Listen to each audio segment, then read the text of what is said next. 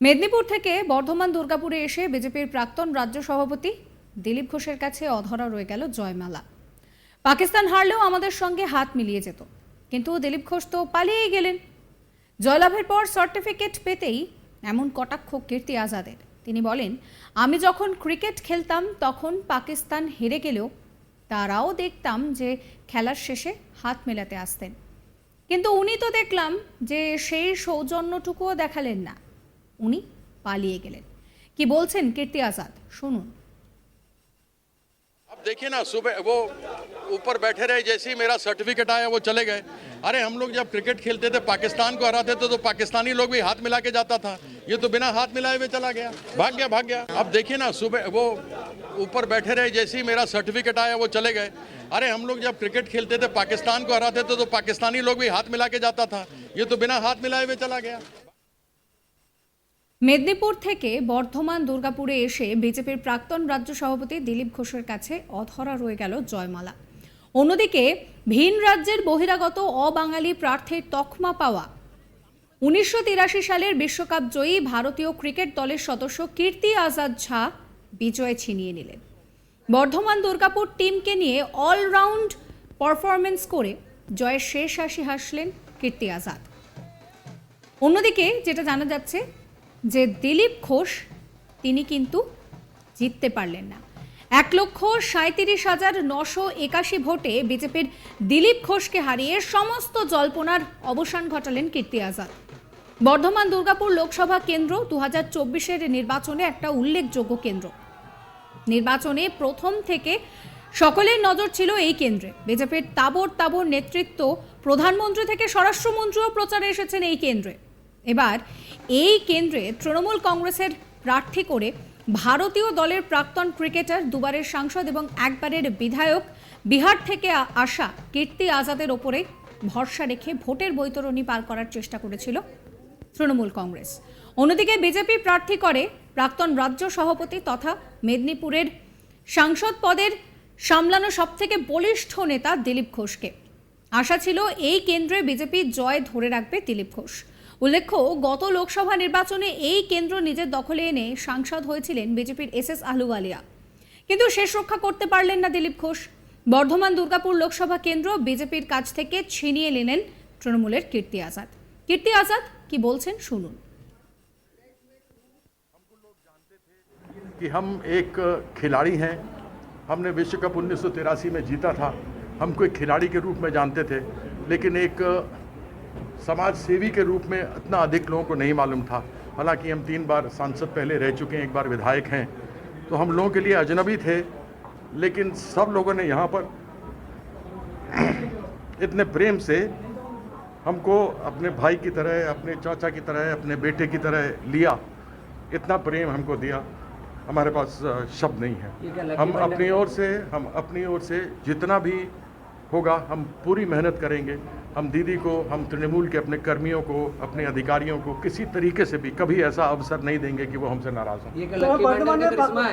देखिए, दीदी का लक्की भंडार केवल एक ही नहीं है, वो तो है ही, लेकिन दीदी का एक शिशु का, बच्चे का जब जन्म होता है तब से लेकर इंसान को जो अंतिम स्मशान में ले जाते हैं उस तक का दीदी का योजना है, जिसमें सभी जितने भी लोग हैं, विशेष करके जो गरीब तबके के लोग हैं, विशेष करके वो लोग जो जिनके पास में इतना होता नहीं है कि वो कुछ अपने बच्चों के लिए कर सकें या वृद्ध के लिए उनके ख़त्म हो जाने के बाद करें, वो सभी योजना दीदी ने किया है, जो एक अच्छे किसी भी राजनेता को करना चाहिए। और दीदी मेरे लिए एक भावना है, दीदी एक पंथ है, केवल नेता नहीं है। और हमको ये पूरा भरोसा है कि जो आज दीदी कर रही है वो कल हिंदुस्तान के बाकी मुख्यमंत्री लोग करेंगे। हमारे पास यहाँ अनेकों ऐसे काम है। सबसे पहला तो ये है कि हमारा बर्धमान, दुर्गापुर और पश्चिम बंगाल का विकास केंद्र सरकार के द्वारा बाधित किया गया है। 1,64,000 करोड़ रुपया जो बंगाल के हक का पैसा है, जो बंगाल के लोगों ने कर के रूप में, इनकम टैक्स के रूप में दिया है, जीएसटी के रूप में दिया है, डायरेक्ट टैक्स में दिया है, इनडायरेक्ट टैक्स में दिया है, कॉर्पोरेट टैक्स में दिया है, वह पैसा 1,64,000 करोड़ रुपया है जो नरेंद्र मोदी ने नहीं दिया है। सबसे पहला कि वो पैसा आए, जिससे कि हम पश्चिम बंगाल के अपने लोगों के लिए यहाँ पर उस पैसे का सदुपयोग कर सकें और उसको विकास जो दीदी ने इतना बढ़िया किया उसको और आगे बढ़ा सकें। वर्धमान में जहाँ तक देखेंगे, वर्धमान में ऐसी कई दो चीज़ें हमारे नज़र में सीधी आती हैं कि केंद्र सरकार के NH पर एक रेलवे लाइन जा रहा है, वहाँ पर एक ओवरब्रिज की बहुत आवश्यकता है, उसके कारण से जाम घंटों भर तक लगता है।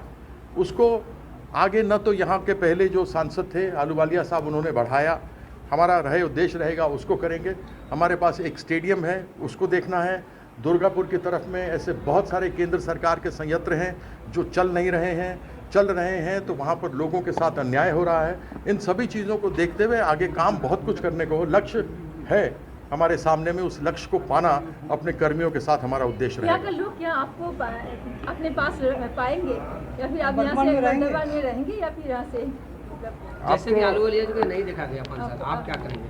देखिए, आलूवालिया जी दार्जिलिंग में MP थे, फिर वो आ गए वर्धमान दुर्गापुर में, फिर वो चले गए आसनसोल में। हम 3 बार एक ही जगह के MP रहे, कहीं गए नहीं, और वो इसलिए रहे क्योंकि हम काम करते हैं। कौन पार्टी से थे MP? और हम जिससे भी रहते, एक बार आप सांसद बन गए तो आप सांसद बन गए, तो जिससे भी थे हम रहे। हमको दीदी भेजी, हम ये भी जानते हैं कि जो आदमी काम नहीं करता उसको फिर अगली बार चुनाव लड़ने का अवसर नहीं मिलता है। तो हम एक कर्मठ व्यक्ति हैं, क्रिकेट खेले हैं, हमारे लिए जाति धर्म कोई मायने नहीं रखता, मेरे लिए इंसानियत सबसे बड़ा धर्म रखता है, और उसी उद्देश्य को लेकर हम आगे बढ़ेंगे। 2024 লোকসভা নির্বাচনের বর্ধমান দুর্গাপুর লোকসভা কেন্দ্রের সম্পূর্ণ ফল ঘোষণার পর দীর্ঘ সময় গণনা কেন্দ্র পূর্ব বর্ধমান জেলার শহর Bardhaman university institute of technology বিল্ডিংয়ে উপস্থিত ছিলেন পরাজিত দিলীপ ঘোষ। কিন্তু জয়ের পর কীর্তি আজাদ যখন পূর্ব বর্ধমানের জেলা শাসকের হাত থেকে জয়ের শংসাপত্র গ্রহণ করছিলেন তখন সকলের নজর এড়িয়ে কার্যত চুপিসারে গণনা কেন্দ্র থেকে বেরিয়ে যান তিনি। আর জয়ের শংসাপত্র নিয়ে সাংবাদিকদের মুখোমুখি হয়ে কীর্তি আজাদ তিনি বলেন যে মমতা বন্দ্যোপাধ্যায় তাকে আশীর্বাদ পাঠিয়েছিলেন এবং তাই জন্যই তাকে এই কেন্দ্রে পাঠিয়েছিলেন। তিনি তার মুখ রক্ষা করতে চেয়েছিলেন, সাধারণ মানুষ তাকে ভোট করেছেন। কেন্দ্রের কাছে বকেয়া পাওনার দাবিতে লড়াই শুরু হবে, বিভিন্ন ইস্যুতে তিনি পার্লামেন্টে কথা বলবেন। তবে দিলীপ ঘোষের এইভাবে নিশ্চুপ হয়ে চলে যাওয়া এই বিষয়টাকেও কটাক্ষ করতে ছাড়েননি কীর্তি আজাদ।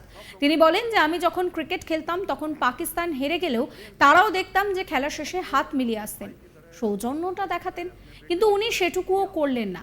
এদিন জয়ের সার্টিফিকেট গ্রহণ করে কীর্তি আজাদ সাংবাদিকদের মুখোমুখি হন। প্রথমে তিনি ভোটারদের ধন্যবাদ জানান এবং কৃতজ্ঞতা জানান।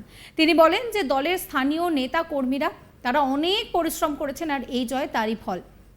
তিনি বলেন যে ওপরে যদি মা কালী থাকে তাহলে পশ্চিমবাংলায় রয়েছেন মমতা ব্যানার্জি।